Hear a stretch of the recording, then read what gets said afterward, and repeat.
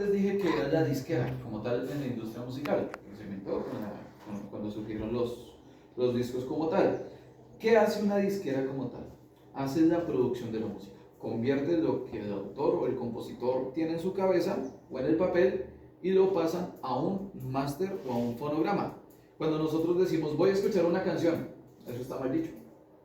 Lo que realmente nosotros escuchamos es un fonograma o un máster. ¿Listo? Para que lo tengamos ahí en cuenta. Entonces vamos de aquí en adelante a formar como dos montoncitos de conceptos que trabajan de una forma un poquito separada. Por este lado, obra, composición, y por este lado, fonograma o máster. ¿Listo?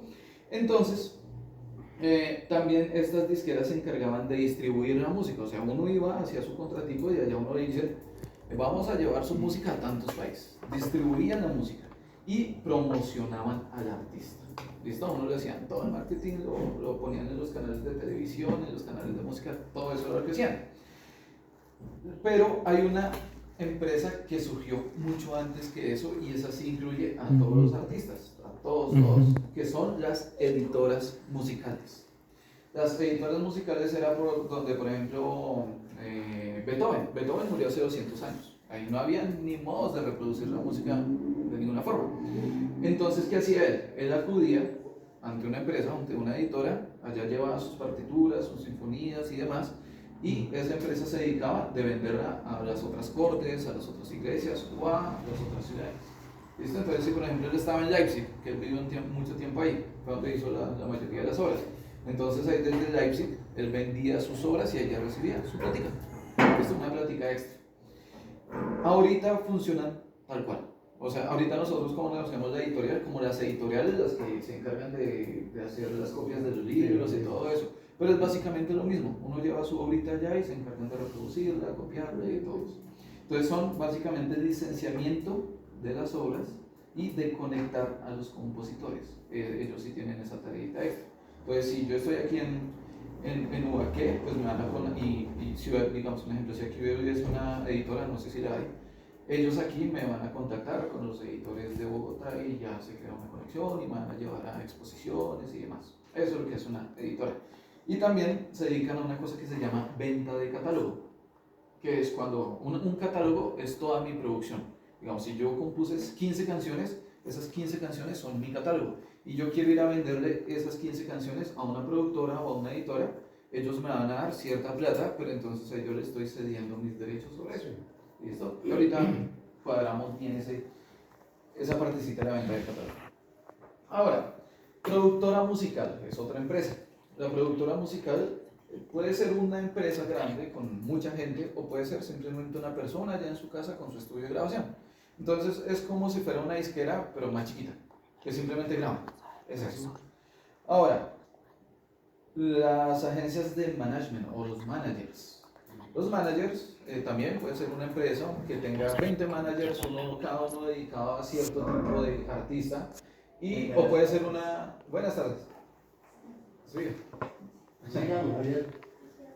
O puede ser también una persona que tenga cierta trayectoria haciéndole el manejo a los artistas. Es básicamente eso. Las agencias de booking. ¿Qué más? ¿A qué artes se encargadas de gestionar conciertos? Netamente de hacer conciertos. Entonces, por ejemplo, el Movistar Arena en Bogotá, que es el sitio ahorita donde más hacen conciertos en Colombia, o el MedPlus. Ellos básicamente son una agencia de booking porque, por ejemplo, un artista estadounidense que sea de los más top del mundo, él anuncia que va a hacer una gira. Ese anuncio va a salir por una red que tienen las agencias de booking y ellos van a tratar de que ese artista llegue a su sitio. ¿Listo? Eso es lo que es una agencia de booking. Aquí en Colombia hay una muy chévere que se llama Live Nation, a la que cualquiera de nosotros puede acudir y ellos ahorita están gestionando muchas cosas interesantes para artistas pequeños.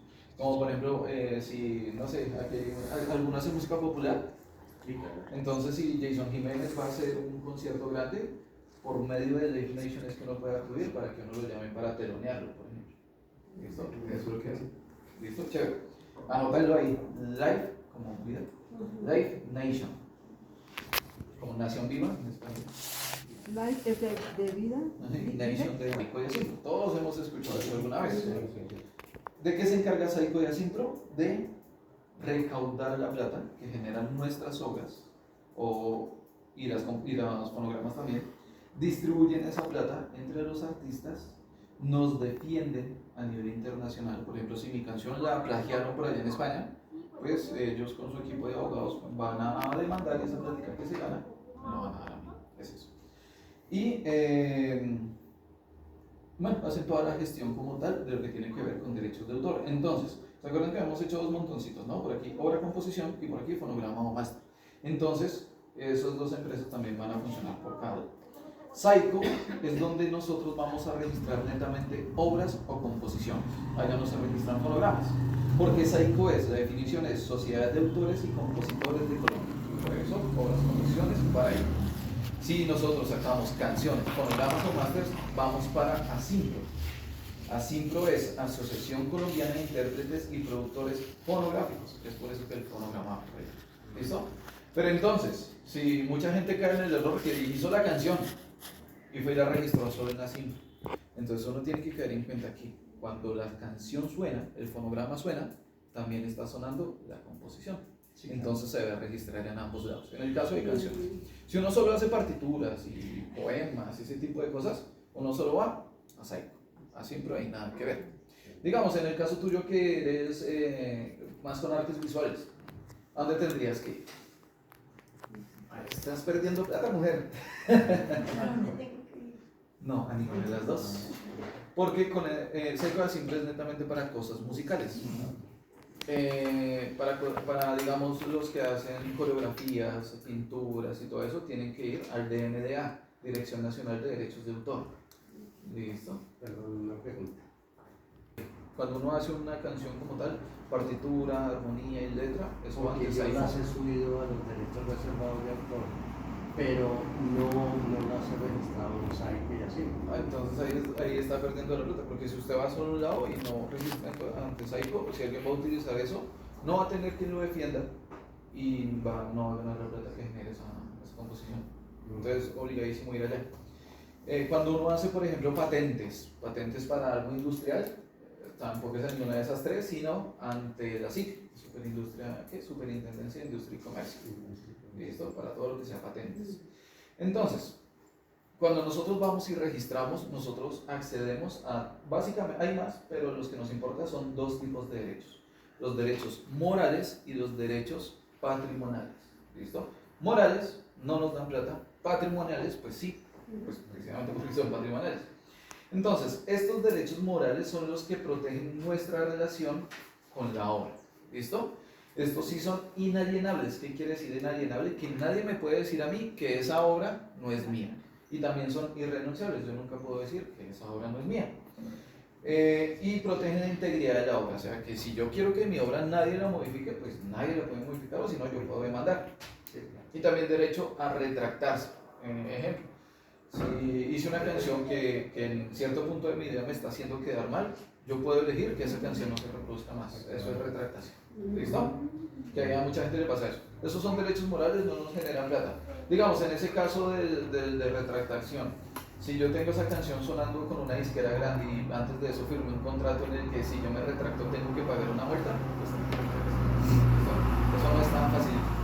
Ahora, los derechos patrimoniales, los que nos dan platita, estos sí son transferibles. Bueno, se me olvidó mencionar, los morales no son transferibles, siempre van a ser míos. Los patrimoniales sí son transferibles. Lo que les dije ahorita de la compra de catálogo. Si Shakira, por ejemplo, le quiere vender su catálogo a la Warner Bros., que es una de las disqueras más grandes que hay, Warner le va a pagar a ella ciertos miles de millones de dólares, que es lo que vale el catálogo de Shakira, pero de ahí en adelante Shakira no va a ganar ni un peso de ese catálogo, sino todas las ganancias, derechos de explotación, van a ser de Warner. ¿Listo? Eso es compra y venta de catálogo. Entonces, sí, ya los derechos patrimoniales serían de Warner. Entonces, estos también son temporales. Los otros, los morales, sí son por siempre. Los patrimoniales aquí en Colombia tienen una duración de 80 años y eso es el promedio. Hay países que son 75, otros 85, el promedio son 80. ¿Qué quiere decir temporales? Que si yo hice una canción, me estaba generando muchas regalías, mucha plata, me volví viejito, morí, mis hijos van a tener derecho a las regalías de esa canción hasta 80 años después de mi muerte. ¿Sí? Eso es. ¿Listo? Después de los 80 años que pasa, la obra se vuelve de comunicación pública, o sea que cualquiera puede hacer lo que se le dé la gana con esa canción. Pero entonces, ahí hay un dilema. Resulta que Beethoven murió hace 200, o sea que los derechos de él se acabaron hace 120. Pero, por ejemplo, la Warner y Sony también grabaron música de él, grabaron los fonogramas de la música de él y tienen la potestad de esos derechos patrimoniales. Entonces, digamos, a mí me pasó hace un tiempo, estaba dirigiendo una cosita por ahí de Beethoven sencilla, la subí a Facebook y Facebook me la reconoció y me la bajó y me penalizó y de todo. ¿Sí? Y yo dije, ¿pero por qué? Si Beethoven murió hace tanto tiempo. Es porque los dueños de los derechos fonográficos son Warner y Sony. Entonces, yo estoy libre por el lado de editor y compositor, pero no por el lado de fonográfico. Entonces, clarito eso ahí.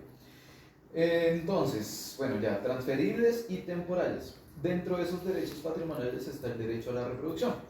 Tú, por ejemplo, cuando haces una pintura y tu pintura se hace muy viral, pero tú quieres que sea exclusiva, tú puedes decidir qué tantas copias quieres que tenga esa obra. Que es lo que se hace siempre. La Mona Lisa solo hay una. ¿Sí? Es por eso, porque ellos se reservan el derecho a que solo pueda haber una y si hay otra, demanda. Los músicos no queremos eso, los músicos queremos que se reproduzca lo máximo posible. Eso es derecho de reproducción, decidir qué tanto quiero que se reproduzca. Derecho de distribución, a decidir a qué lugares quiero que llegue. Entonces, por ejemplo, si hice una canción que habla mal de las vacas y en la India las vacas son sagradas, pues no quiero que mi canción llegue a la India. Derecho a distribución. Derecho de transformación es, bueno, hay tres tipos de transformaciones de las obras. El primero es cover, que es el más sencillito, obra derivada y parodia. ¿Hemos escuchado que es un cover? Sí, o sea que es imitar, muy Imitar cercana a... algo muy cercano a la composición original. Entonces, si yo quiero hacer, no sé, un cover de Coqueta, de Heredero, que ahorita vamos a tomar esa canción de para muchos ejemplos. Si yo quiero hacer un cover de esa canción, tengo que primero pedirle permiso a Heredero. ¿Listo? Luego tengo que pedir permiso en Saicro Simbro. Cuando tenga esos permisos, ahí sí yo puedo hacer esas grabaciones, puedo registrarla, pero solo por fonograma, porque yo no fui el compositor. Entraría a plática por Asimbro, no por Saicro. Ahora, si yo hago una obra derivada, que es una obra... bueno, se me olvidó explicarles los parámetros para que sea un cover. Cover es cuando no modifico la letra, no modifico la armonía, la melodía, ni el idioma. ¿Listo? Solo modifico partecitas pequeñas del ritmo. Como por ejemplo, la canción original es, no sé, una cumbia y la pasé a reggaetón. ¿Listo? Pero el resto sigue siendo tal cual. Eso es cover. O cuando toco esa canción original en un concierto, la misma versión. Eso es cover. Obra derivada es cuando yo hago un trabajo compositivo sobre la obra. Digamos, yo soy director de bandas sinfónicas. Entonces, cuando yo hago un arreglo, o sea, le agrego una partecita a la obra original, le hago un cambiecito a la melodía, a la armonía, le hago un trabajo compositivo. Eso ya es obra derivada. Y cuando yo quiera registrar esa obra, primero tengo igual pedir permiso al compositor, y ahí sí la puedo registrar. Cuando hago una obra derivada, sí lo puedo registrar como coautor. Entonces ella me entraría plata por ambos lados y aparte le entraría plata al compositor original. ¿Listo? Esa cháchara es larga. Y las parodias. Las parodias. ¿Han escuchado a los cantores de Chipuco? Sí, como algo simpático, como algo... La idea de una parodia es burlarse de la obra original o del compositor. Sí, claro. Si uno hace una parodia, uno no tiene que pedir ningún permiso. Es por eso que son tan rentables. Porque como la idea es burlarse, pues obviamente el compositor original no va a querer que se burle. Por eso no es necesario pedir el permiso. Y uno va y registra su parodia antes de cada ciclo y ahí uno empieza a ganar plata. ¿Listo? Es rentable hacer parodias. Ahora, perdón, se me olvidó aquí la información. Listo. ¿Cómo registramos aquí en Colombia? Para registrar cualquier cosita, obviamente nos tenemos que acercar a las dos empresas y nos van a cobrar. Hasta hace un tiempo, uno iba y registraba una canción y no pasaba nada y uno no le cobraba nada, pero entonces Saicro Asimbro no estaba haciendo el trabajo bien, había mucha plata que se perdía, que se robaban. Entonces, pues obviamente hubo muchas demandas y a ellos les tocó contratar a un equipo de abogados grandísimo para poderlo respaldar a uno, pero entonces por eso mismo ahora a uno le cobran afiliación.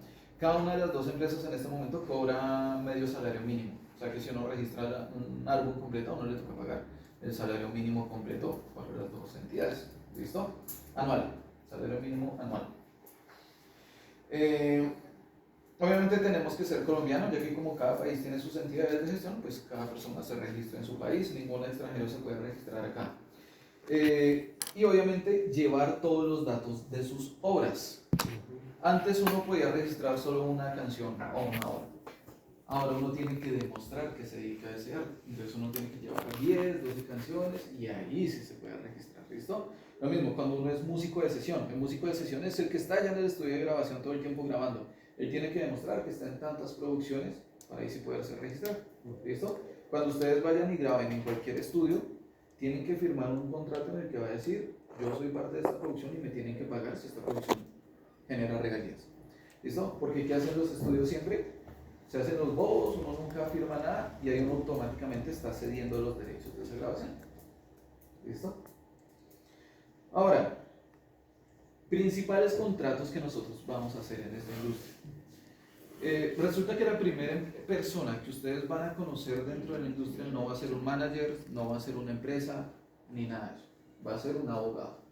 Porque ese abogado es el que le va a ayudar a firmar con toda la gente. Entonces, el primer contrato va a ser el de grabación. Es como para un futbolista firmar con el Real Madrid o el Barcelona. Para un músico es firmar con una disquera. Ojalá una de las tres grandes, que son Warner, Sony e International Music Group. Entonces, ese contrato siempre va a tener desventaja para el artista. A uno, si acaso no le dan el 2% de las ganancias. Eso no es nada. Cuando es una disquera grande, ¿no? Cuando es una disquera medianita de aquí de Colombia, uno le pueden dar un 15%, y si ya es una muy chiquitica, un 30%.